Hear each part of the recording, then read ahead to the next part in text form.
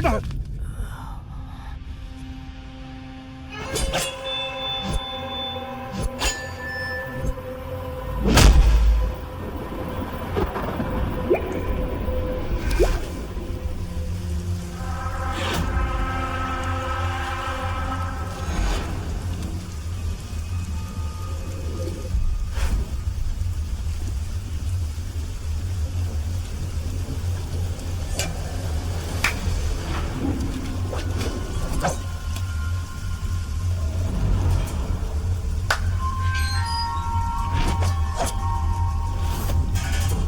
नंदा भैया।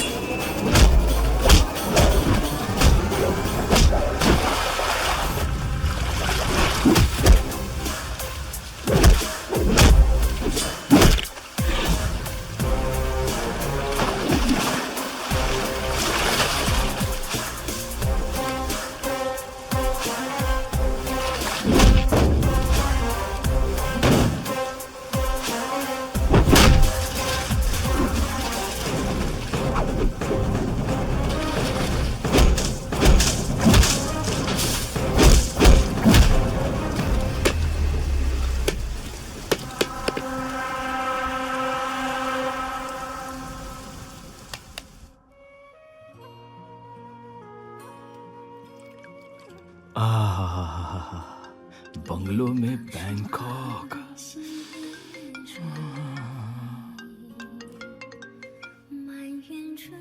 ब्रो, ये सब सुंदरियां मेरा कितना ख्याल रख रही है। तुम्हारी बस्ती में तुम्हारा कोई दुश्मन है? हाँ, क्या हुआ ब्रो? फैमिली के साथ पिक्चर देखने आया था, कुछ गुंडों ने हमला किया। लगता है किसी ने जानबूझकर किया है ये। वहां मेरा कौन दुश्मन हो सकता है ब्रो? दुश्मन तो अमीरों और तरक्की करने वालों के होते हैं। मेरा भला कौन दुश्मन होगा? हमारी गरीबी हमारा सबसे बड़ा दुश्मन है। हाँ ब्रो ब्रो ब्रो, बिल्लू नाम का आदमी है एक बस्ती में। मेरा दुश्मन तो नहीं है, मगर स्फूर्ति के पीछे हाथ धोकर पड़ा है। एक बार मैं उसे वार्निंग भी दे चुका हूं। ओके, बाद में बात करता हूं।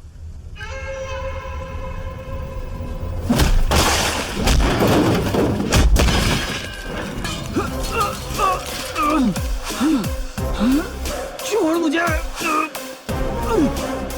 अरे तू अपन को मार क्यों रहा है? कौन है मैं तू?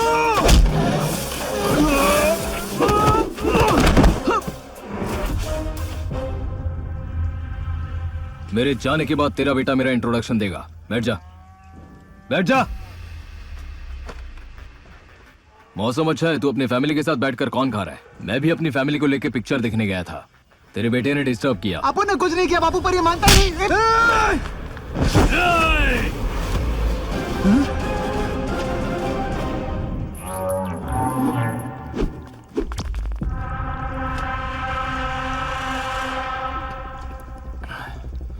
ये शास्त्री जी की बेटी स्फूर्ति को परेशान कर रहा है। मैंने वार्निंग दी तो मारने के लिए गुंडे भेजे। क्यों रे? वक्त है, संभाल बेटे को।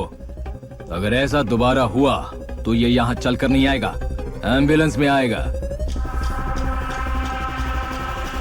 बापू इसे जाने क्यों दिया?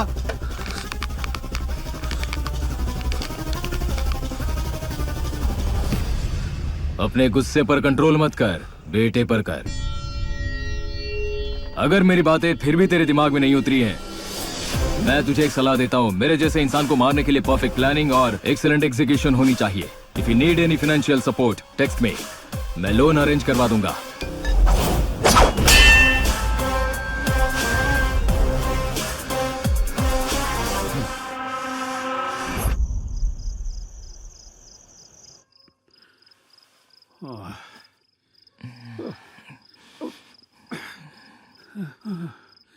इस डायबिटीज ने तो नींद हराम कर रखी है।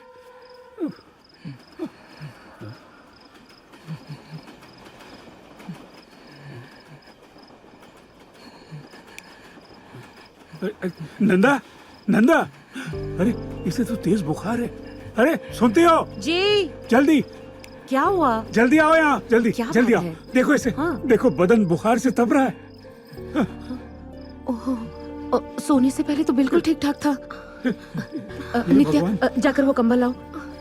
ये लो, शायद भीगने की वजह से बीमार पड़ गया। अच्छी तरह ढक दो। लाओ, मुझे दो। हम पिक्चर देखने नहीं जाते तो अच्छा होता, ये बीमार नहीं पड़ता। घर में कोई दवाई है? नित्या बेटा, टेबल पर बुखार की गोलियां हैं, वो ले आ। और आते समय गीला कपड़ा भी ले आना। हाँ माँ। चिंता मत करो माँ, हल्का सा बुखार है, तुम जाकर सो जाओ। ये हल्का बुखार है? तुम्हारा शरीर आग की तरह तप रहा है।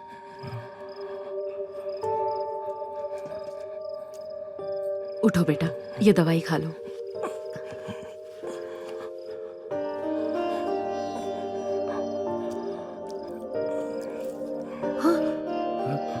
काफी दिनों से रखी थी, शायद एक्सपायर हो गई। मुझे दिखाओ। मुझे बताते हुए खुशी हो रही है कि गौतम के 10th बर्थडे पर जी ग्रुप फार्मा इंडस्ट्री में अपने कदम रख रहा है। क्या हुआ बेटा? दवाई एक्सपायर हो चुकी है माँ। अगर दवाई बनाने वाले हमारी जगह होते तो उन्हें हमारा दर्द समझ आता। तुम आराम करो बेटा, बुखार कम हो जाएगा।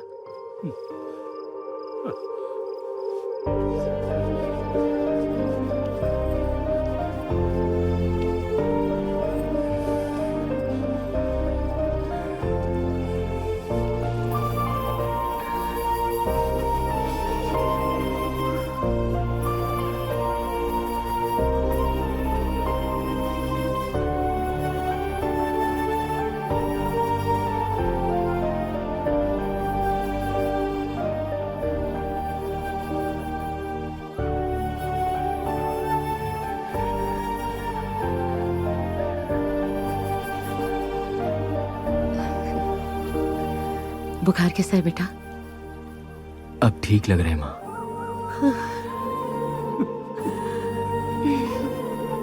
उस घर में बुखार के वक्त डॉक्टर्स और दवाइयों की कमी नहीं होती थी, मगर आज मैं प्यार की वजह से ठीक हुआ हूं। नंदा कितना लकी है। नित्या, नित्या। हाँ? आंटी, क्या हुआ? अंकल कहाँ है? क्यों, क्या बात है? बताइए तो, कहाँ है अंकल? क्या हुआ बेटी? अंकल, आप अपनी आंखें बंद कीजिए। अरे कुछ तो बताओ। बताती हूँ, पहले आंखें तो बंद कीजिए, प्लीज प्लीज प्लीज। हाँ, ठीक से बंद कीजिए। नित्या, तुम हाथ पकड़ो। आंटी, आप भी चलिए। अरे 1 2 सरप्राइज।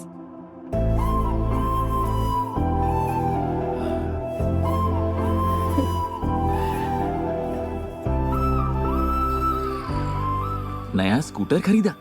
इसकी लॉटरी लगी क्या? पता नहीं रे, उधार चुकाने के लिए इसके पास पैसा नहीं है, लेकिन स्कूटर खरीदने के लिए है। ये किसके लिए? आपके लिए बाबा। लेकिन इसके पैसे कहाँ से आए?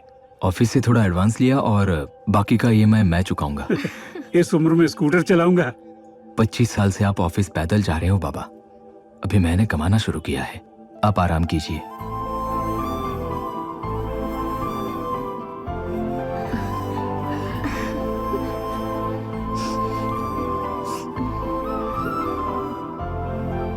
ये मैं क्या देख रहा हूँ? मेरे बाप को सड़क पर लाया और अपने बाप को स्कूटर पर। अरे भाई, बुजुर्गों ने कहा है किसी और की सुनोगे तो खड्डे में गिरोगे। तो ये बताओ कि अब मैं क्या करूँ? वापस जाके जूते की दुकान में काम कर। हैं, कभी नहीं करूंगा। इससे तो अच्छा है मैं वाइन शॉप जाके दारू ले आऊं। तो मैं चखना लेके आऊं? शेजवान चटनी भी लाना। हाँ। तुम्हारी उम्र में चलाता था, अब पता नहीं चला पाऊंगा या नहीं। आदत छूट गई है ना। कोई बात नहीं बाबा, ट्राई तो कीजिए। ठीक से बैठ गया ना बेटा? हाँ बैठ गया। जरा संभल कर, ध्यान से। कॉन्फिडेंस से चलाइए बाबा। बेटा बैग को संभालना, तेरी माँ को ये जलेबियाँ बहुत पसंद है। शादी के बाद मैंने तुम्हारी माँ को मोटरसाइकिल तो क्या, साइकिल पर भी नहीं घुमाया, लेकिन इस संडे टैंक फुल करके पूरा शहर घुमाऊंगा, देखना एकदम खुश हो जाएगी।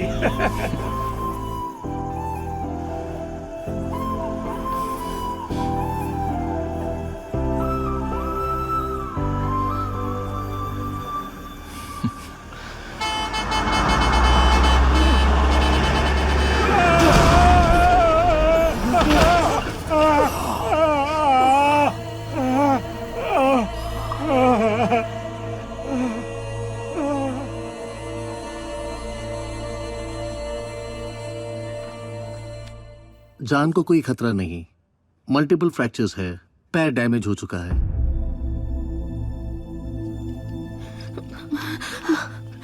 क्या हुआ भैया? क्या कहा डॉक्टर ने? कुछ नहीं माँ, छोटा सा फ्रैक्चर है, प्लास्टर करके 2 दिन में डिस्चार्ज कर देंगे।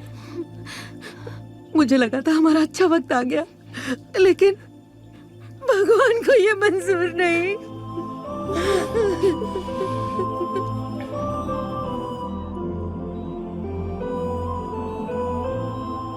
25 साल से आप ऑफिस पैदल जा रहे हो बाबा। अभी मैंने कमाना शुरू किया है, आप आराम कीजिए।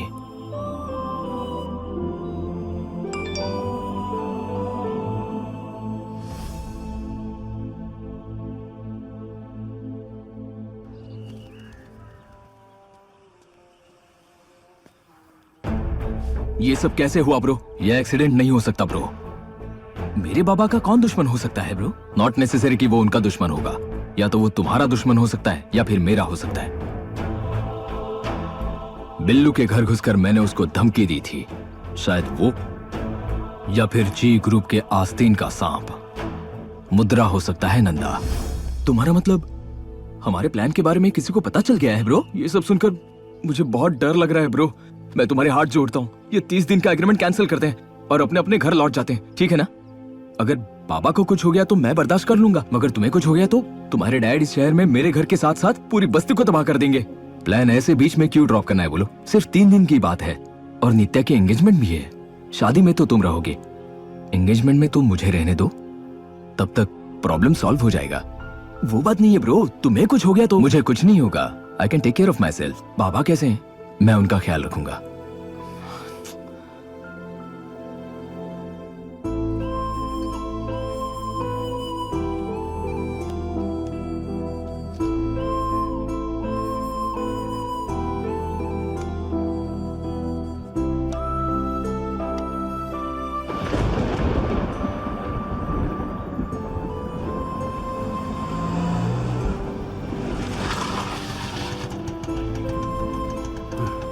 आइए जी, जरा संभल कर। सत्या बहन, हाँ? तुम तो हॉस्पिटल से कल आने वाली थी, आज कैसे आ गई? हॉस्पिटल की बदबू की वजह से इन्हें तकलीफ हो रही थी, इसलिए 1 दिन पहले ही घर आ गए।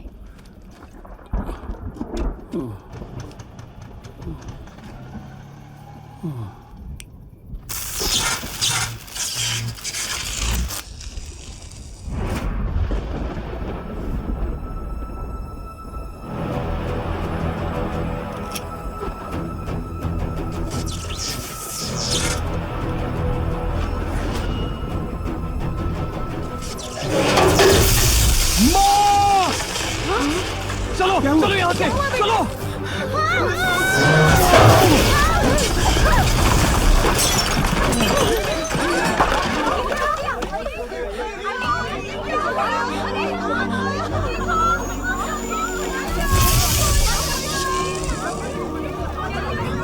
आप ठीक तो है ना?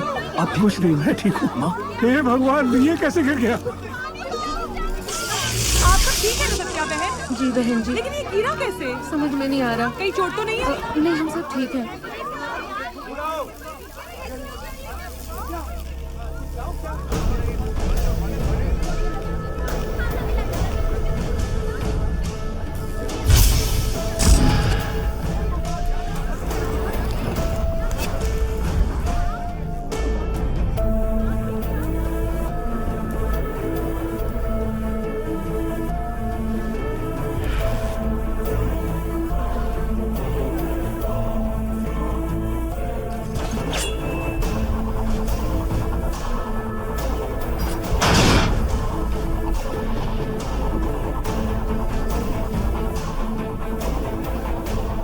ब्रो, मुझे तुमसे अर्जेंटली मिलना है।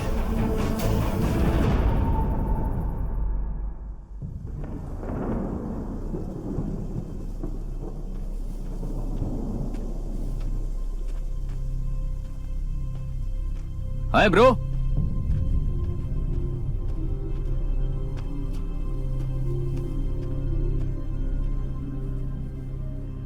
तुमने मुझे मारने की कोशिश क्यों की? क्या बात कर रहे हो ब्रो? बात क्या है? तुमने मुझे मारने की कोशिश क्यों की? मैं तुम्हें क्यों मारूंगा ब्रो? थिएटर में तूने गुंडे भेजे थे मुझे मारने के लिए और इल्जाम लगाया उस बिल्लू पर। फ्लाईओवर पर एक्सीडेंट तूने करवाया और नाम लिया मुद्रा का। और जब 30 दिन पूरे होने आए तो किसी और पर भरोसा करने के बजाय तुमने खुद ही आकर होर्डिंग गिराने का प्लान सेट किया। पागल हो गए हो क्या? मैं होर्डिंग क्यों गिराऊंगा? तूने प्लान बनाया बिना अपने हाथ कीचड़ में डाले, मगर उसी कीचड़ ने तेरा पर्दाफाश कर दिया। जिम्मी चू, मेरे ब्रांड का जूता इस बस्ती में और कौन पहन सकता है? क्यों किया तूने ऐसा?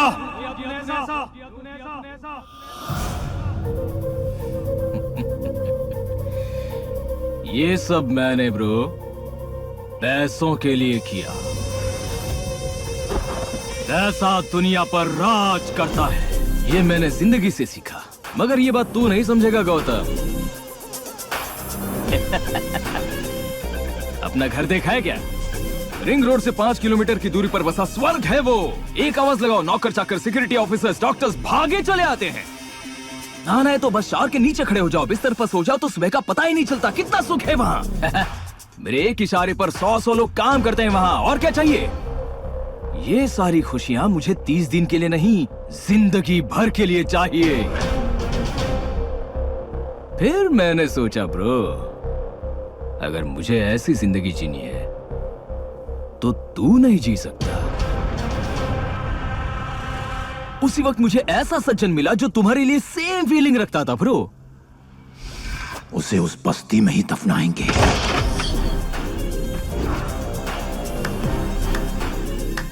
फिर खून के इल्जाम में पुलिस मुझे अरेस्ट करेगी, मुझ पर केस चलेगा और मैं जेल में सड़ूंगा। क्या प्लान बनाया तुम दोनों ने? मुझे मालदीव्स में मारने का प्लान तुम्हारा ही था ना? हाँ? एक्सीडेंट का प्लान मेरा था, तुम्हें कैसे मालूम? I am not born with silver spoon, table spoon. मैं बस्ती में पला बड़ा हूँ। जैसे शादीशुदा बैचलर्स बैंकॉक मसाज पार्लर में मिलते हैं ना, हम भी वैसे ही मिले हैं। तो फिर एक काम करते, वैसे भी मैं तुम्हारी बेटी से प्यार करता हूँ, तो क्यों ना हम तीनों मिलकर गौतम को मार दें। फिर मैं बनूंगा विष्णु प्रसाद का इकलौता वारिस, तुम्हारा सन इन लॉ बनूंगा, तुम्हारी बेटी का करोड़पति। और मैं क्या यहाँ मुंह देखते बैठूं? तू मेरा पार्टनर बनेगा ब्रो। तूने हमारी इतनी मदद जो की है।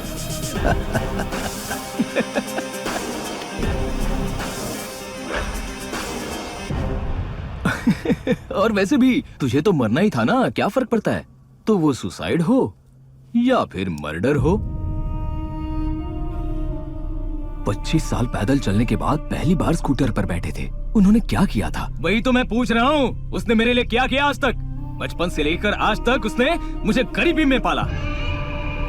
आज दुनिया की सारी बीमारियां उसके शरीर में है। खाना खाओ तो प्रॉब्लम, ना खाओ तो भी प्रॉब्लम। उसके नसीब में पेट भर खाना है ही नहीं, मर जाए तो अच्छा है। सही कहा बेटा, मैं मर भी जाऊं तो तुझे क्या, मगर इसमें तेरी माँ और बहन का क्या दोष? आखिर उन्हें क्यों मारना चाहता है? वो दोनों तो पहले से ही मर चुकी है बाबा। जिस दिन तुमसे शादी की उस दिन माँ, जन्म लेते ही बहन मर चुकी है। तुम्हें लगता है वो जी रहे हैं? वो सिर्फ जिंदा है बस। मेरे अंदर आज भी प्यार है इस दिल में। मर सकता हूँ मैं तुम्हारे लिए। तुम्हें अपने बेटे से प्यार नहीं है, उसके लिए मर नहीं सकते? बेटा, ऐसी बातें तू कैसे कर सकता है? पहले मैं भी ये बात नहीं समझ पा रहा था, मगर बचपन में स्कूल में टीचर ने बताया था कि पैसा इंसान को बदल देता है। आज पता चला इसी पैसे के लिए एक दिन में मरने जा रहा था। आज अपने लोगों को मारने जा रहा हूँ। पैसा अच्छी चीज नहीं है बाबा, फितरत बदल देता है। ऐसे क्यों देख रहे हो? दामाद को पसंद किया क्योंकि उसने दहेज नहीं मांगा, पैसा। तुम्हें बेटा पसंद नहीं था क्योंकि उसके पास नौकरी नहीं थी, यहाँ भी पैसा। बेटी की बीच में ही पढ़ाई रुकवा दी, क्यों क्या ऐसा? पैसा। तुम माँ को बहुत चाहते हो क्योंकि वो हालात से समझौता कर चुकी है, पैसा बचाती है ना। पैसा सिर्फ हमें नहीं, हमारे हर इमोशंस को कंट्रोल करता है। कभी सोचा है स्कूल का डोनेशन, कॉलेज की फीस, गवर्नमेंट की तनख्वाह, ऑफिस में दी हुई रिश्वत, होटल में दी हुई टिप और तुम्हारा लिया हुआ उधार, सब पैसा है, सब कागज का खेल है। ये पैसा नाम का कागज मुझे बहुत पसंद है।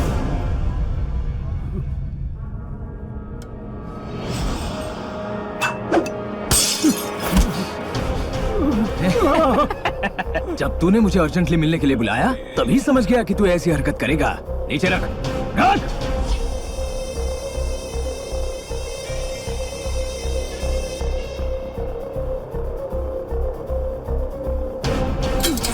नंदा छोड़ दे उन्हें, छोड़ दे उन्हें। ना ना ना ना ना ना ना ना। वाह रे वाह, मेरे बाप की मौत का डर तेरी आंखों में साफ दिखाई दे रहा है रे। इमोशनल कनेक्शन कमाल का है, पर मुझे इसकी कोई परवाह नहीं है। वहीं रुक जा। कल तेरे बर्थडे पर मुझे पूरे जी ग्रुप का वारिस बना दिया जाएगा। उसे ही पाने के लिए मैंने ये सब किया है।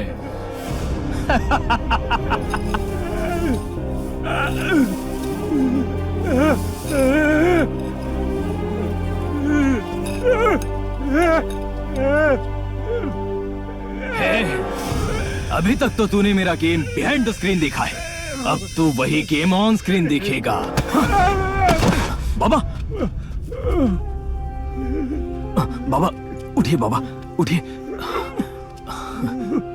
बेटा, तुम चाहो तो उसे अभी मार सकते हो, मगर आज तुम्हारी बहन की सगाई है। उसके बाद तुम्हें जो ठीक लगता है करो।